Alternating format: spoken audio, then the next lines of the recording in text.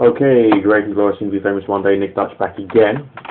This will be hopefully the final section on positivism, which is an incredibly boring subject, especially when you've been talking about it for a fair while. Okay, as before, going to Wikipedia, going through the article on positivism.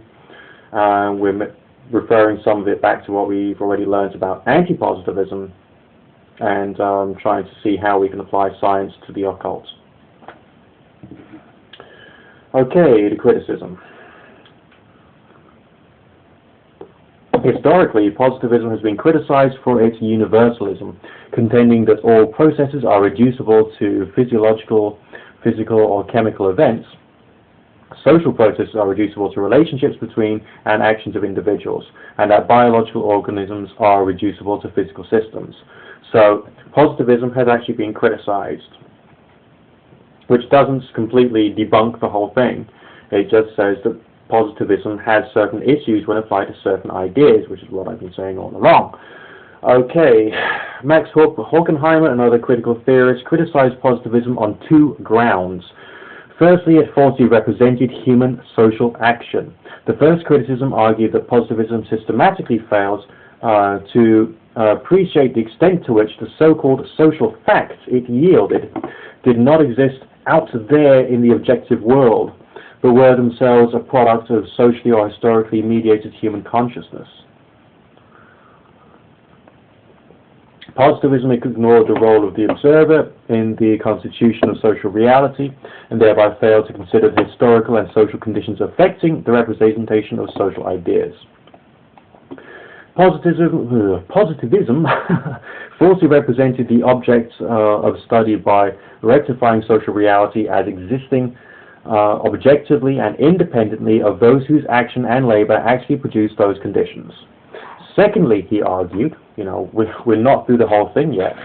Secondly, he argued representation of social reality produced by positivism was inherently and artificially conservative, helping to support the status quo rather than challenging it. This character may also explain the popularity of positivism in certain political circles. Alright, because, you can't separate the points of view of a person and politics. They are the same. The person is political, as some feminist woman said a while ago. Okay, I think it was a feminist woman. Yes, it was. I just can't remember her name off the top of my head. Horkheimer argued in contrast that critical theory possessed reflexive elements lacking in the positivist traditional theory. Among most social scientists and historians, orthodox positivism has long fallen out of favor. While in agreement on the important role of the scientific method, social scientists realize that one cannot identify laws that would hold true in all cases when human behavior is concerned. Alright, so again, if we apply this to the occult, I would say that we need certain aspects of positivism so that we try and keep everything in a bit of a structure. We need to have certain aspects of anti-positivism so we can have a broad analysis of what we're experiencing and what we're talking about. And we can actually listen to these scientists, the social scientists, who are saying that there are some problems with positivism, but a lot of the criticism that we occultists get is because, we're not being scientists, we're not dealing with real things, when essentially we can still explore the metaphysical using scientific reasoning, provided, of course, you've learned enough about it. And that while the behavior of groups may at times be predicted in terms of probability, it's much harder to explain the behavior of each individual or events. Today, practitioners of both the social scientists and physical scientists recognize the role of the observer can intentionally bias or distort the observed event. So that will cause a problem for us occultists anyway. But again, all we can do is carry on reporting what we're experiencing, what we're seeing, and all the rest of that. In some quarters of social science, positivism has been replaced by a contrary view of anti-positivism, which we've already had a look at, and which we've seen some very interesting ideas. Many sociologists today operate somewhere between positivism and anti-positivism, arguing that human behavior is more complex than animal behavior or the movement of planets. Others reject positivism as a fundamental misunderstanding of social reality, that it is ahistorical, depoliticized, and an inappropriate application of theoretical concepts. Notice the word inappropriate there, okay? A similar distinction is often made in the critique of analytical philosophy made by continental philosophers.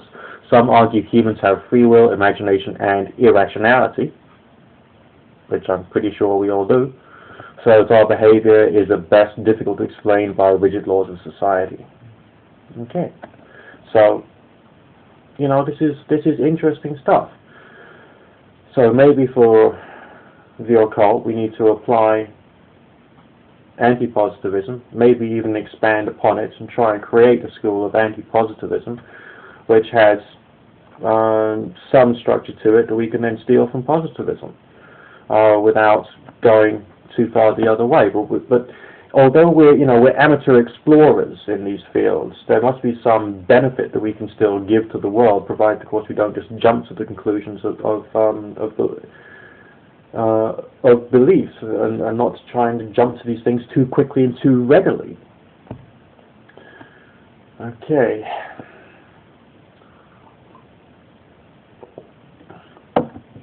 Positivism has come under fire on religious and philosophical grounds, whose proponents assert that truth begins in a sense experience, but does not end there.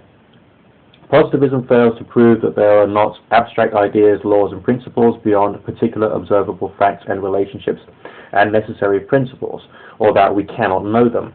Nor does it prove that material or corporeal things constitute the whole order of existing beings, and that our knowledge is limited to them. According to positivism, our abstract concepts or general ideas are more collective representations of the experimental order. For example, the idea of man is a kind of blended image of all the men observed in our experience. This runs contrary to a Platonic or Christian ideal, where an idea can be abstracted from any concrete determination and may be applied identically to an indefinite number of objects of the same class.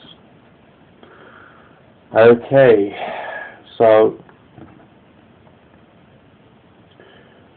where have we become? Remember, both of these schools of thought, of positivism, which we've just had a look at, and anti-positivism, are both science. They are both scientific schools of thought, ways of investigating into nature and looking at things in a rational manner, or a relatively rational manner.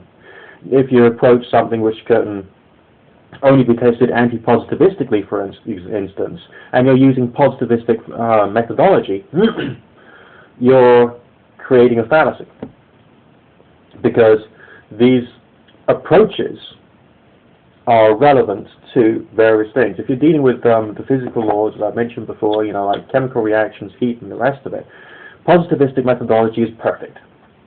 But when you're dealing with the human organism, when you're dealing with society, when you're dealing with the human mind, positivism lacks a bit. So we have to explore in a different way. Okay. We'll do some more shortly. See you in a bit.